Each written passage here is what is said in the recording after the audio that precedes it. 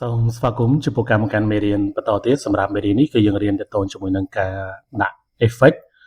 ទៅឲ្យ object ហើយនឹង text នៅក្នុងកម្មវិធី Adobe InDesign ក្រោយពេលដែលបងប្អូនមើលវីដេអូនេះចប់បងប្អូនអាចដឹងអំពីរបៀបនៃការដាក់ effect ហើយនឹងរបៀបនៃការដោះ effect វាគឺជា option មួយប្រើដើម្បីដាក់ទៅលើ object ឬក៏ text ដើម្បីឲ្យការរចនារបស់យើងនឹងកាន់តែមានភាពតាក់ទាញឬក៏យើងនិយាយថាការធ្វើឲ្យ object ឬក៏ text នឹងកាន់តែមានភាពតាក់ទាញអូខេអញ្ចឹងប្រសិនបើបងប្អូនដែលមិនទាន់បានជួយចុច Subscribe សូមជួយចុច Subscribe ក៏ដូចជាចុចរូបសញ្ញាកណ្ដឹងដើម្បីទទួលបានវីដេអូថ្មីៗពីការចែករំលែកការប្រើប្រាស់កម្មវិធី Adobe InDesign អូខេឥឡូវខ្ញុំចាប់ដើមធ្វើការពង្រីក zoom វាធំតិចមកអូខេឥឡូវឧទាហរណ៍ខ្ញុំមាន object មួយខ្ញុំចូលទៅបង្កើតជាអូខេជារង្វង់មួយចេះមកយើងដាក់អីក៏បាននេះគាត់ឧទាហរណ៍បងប្អូនមើលខ្ញុំលើកយក object ដែលសាមញ្ញហើយងាយស្រួលមើលអូខេឧទាហរណ៍ថាខ្ញុំមាន object មួយអញ្ចឹងខ្ញុំដាក់fill វាតិចទៅអូខេខ្ញុំដាក់វាពណ៌នេះអូខេហើយសម្រាប់ stroke ខ្ញុំដោះចេញអូខេឥឡូវឧទាហរណ៍ខ្ញុំចង់ដាក់ effect វាខ្ញុំចង់ដាក់ effect នេះមានដូចជាស្រមោលដាក់clone ឲ្យវាមានជាលក្ខណៈរបៀបធម្មជាតិហ្នឹងចឹងយើង click លើវាមួយមកអូខេអញ្ចឹងដល់ពេលដែលយើង click លើវាយើងមើលនៅខាងនេះអញ្ចឹងខាងនេះវាមាន effect ទេអញ្ចឹងយើងចូលទៅយក effect មកបើសិនបើអត់មានយើងមើលនៅក្នុងរបានវាមាន effect ទេអូខេអញ្ចឹងគឺយើងចូលមកកន្លែង window ហើយយើង tick យកពាក្យថា effect នេះបងប្អូនឃើញទេនេះ effect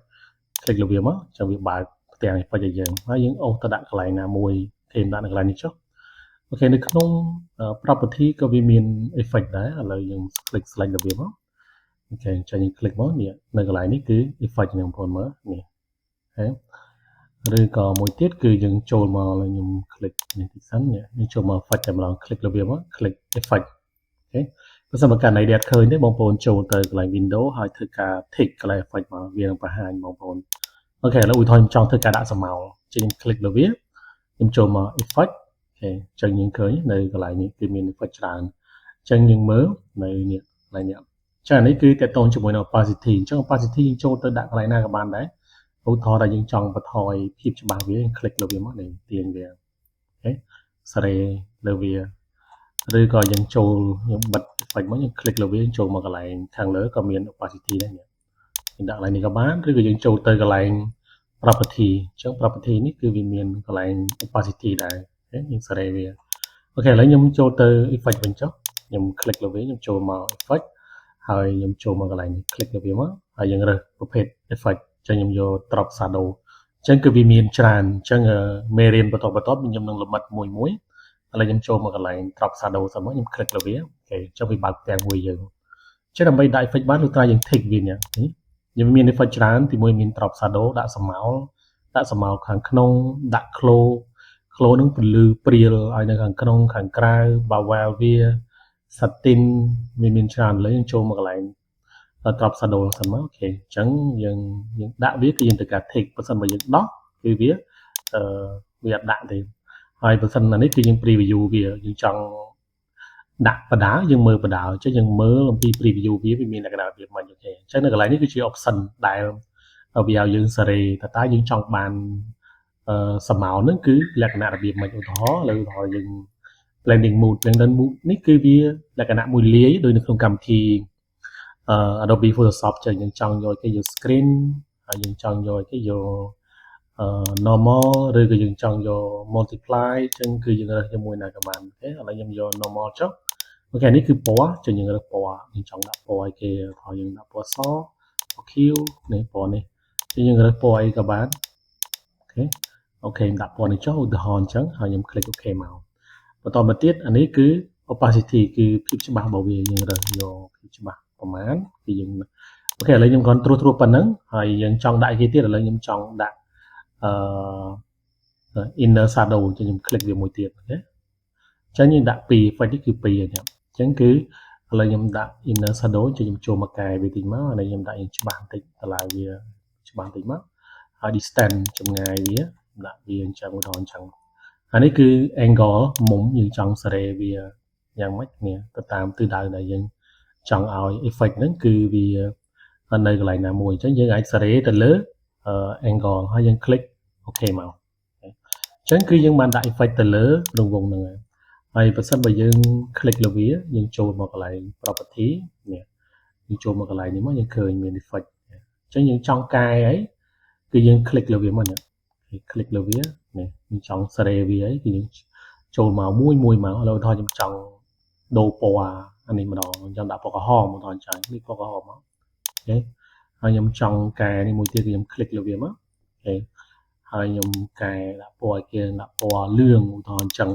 ហើយយើងសេរី opacity ខ្លាំងខ្សោយអីមកហើយសេរីចម្ងាយវា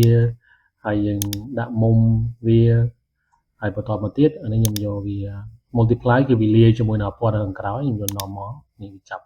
ពណ៌លឿងឲ្យយើងនេះហើយយើងចុច OK មកអូខេអានឹងគឺជាការដាក់ effect ទៅលើ object ហើយបើចង់ដោះវិញគឺងាយស្រួលទេគឺយើង click លើវាមកហើយយើងចូលទៅកន្លែង effect ដដែលហើយយើងចូលមកកន្លែងនេះ effect នេះ click លើវាមកយើងដោះ tick ឃើញទេយើងដោះ tick មកអូខេហើយយើងដោះមានន័យថាយើងអត់ដាក់ទេអញ្ចឹងនេះគឺលក្ខណៈធម្មតាការដាក់ទៅលើអក្សរក៏អញ្ចឹងដែរក៏មិនខុសគ្នាដែរយើងចូលទៅ click ទៅលើ tag ខ្ញុំទៅសេអក្សរហើយខ្ញុំទៅសេថា Adobe InDesign ឧទាហរណ៍អញ្ចឹងអូខេហើយខ្ញុំទៅឡើងទំហំវាធំតិចមកដើម្បីងាយស្រួលមើលខ្ញុំដាក់30អូខេខ្ញុំ click លើនេះមួយដើម្បីឲ្យវា fit ចឹងយើងមើលកន្លែង fit អូខេខ្ញុំ back សិនសំទោសអានេះខ្ញុំអត់ចង់បាន stroke ទេមិនដោះចេញអានេះខ្ញុំសេរីវាមាន option មួយនៅមើលនៅក្រោមអូខេឥឡូវឧទាហរណ៍ទៅប៉ុណ្្នឹងចុះឥឡូវខ្ញុំទាញវាតូចតិចខ្ញុំទៅឡើងទំហំថែមតិចទៀតទៅដើម្បីងាយស្រួលមើល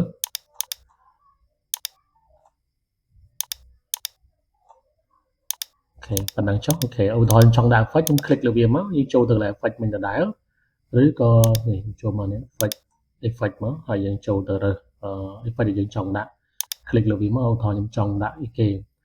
ដាក់ outer close ជួយខ្ញុំ click លើវាមកអូខេចឹងយើងសេរីមកឥឡូវខ្ញុំដាក់ពណ៌វាពណ៌នេះនេះទេនឹង close វាព្រាលចេញពីអក្សរហើយយើងចុច OK តមកទៀតយើងសេរី option វាមកយើងចង់ឲ្យវាខ្លាំងអានេះ soft យើងឲ្យដូរ option វានេះគេអានេះយើងចង់ឲ្យគេយកមក normal ឬក៏យើងចង់យក multiply អូខេហើយយើងចុច OK មក